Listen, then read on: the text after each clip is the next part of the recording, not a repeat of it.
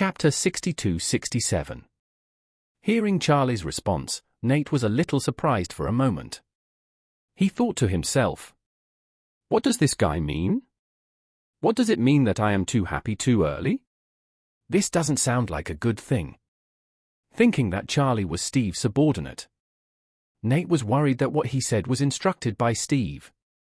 So he hurriedly asked, "I don't know what Mr. Wade means by this." Charlie smiled and said, "Literally, Mr. Ellis, are you sure you are really happy to see me?" Although Nate was confused in his heart, he still said very politely, "Mr. Wade, you are Mr. Rothschild's subordinate.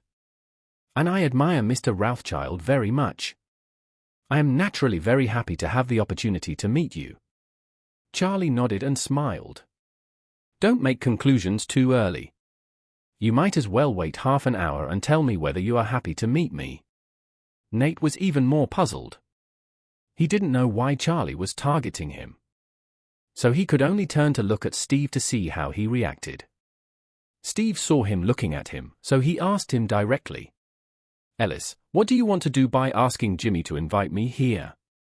Nate Ellis said quickly, "Mr. Rothschild, for many years, the Ellis law firm has been solving some legal problems of peripheral companies and collateral families for the Rothschild family.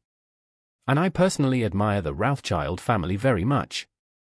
I heard that you and Jimmy have become friends. So I would like to ask you to come and attend our high-level meeting and give us a chance to show our professional ability in front of you."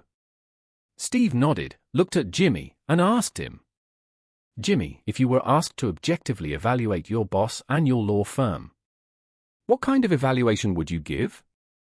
Nate looked at Jimmy with expectation, expecting him to praise his firm. After all, he had just signed a guaranteed agreement with him for more than $10 million a year, which could be regarded as his absolute financial supporter.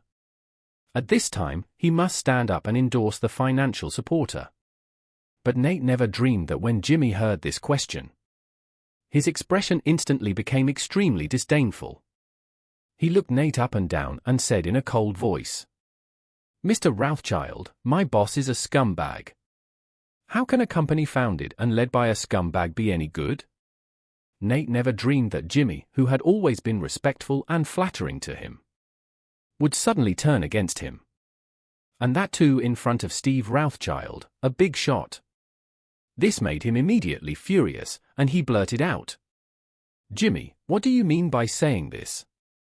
I've been so good to you and just promoted you to the director of the company. And you actually say I'm a scumbag?" Jimmy sneered, "When I said you were a scumbag, it was a bit of an insult to the word scumbag. Do you really think I can be bought with money?" Nate understood instantly and thought to himself, "Oh no. Jimmy, this BA5 tard, must be resentful of the fact that I set a trap for him and left evidence of his crime. He is still holding the grudge.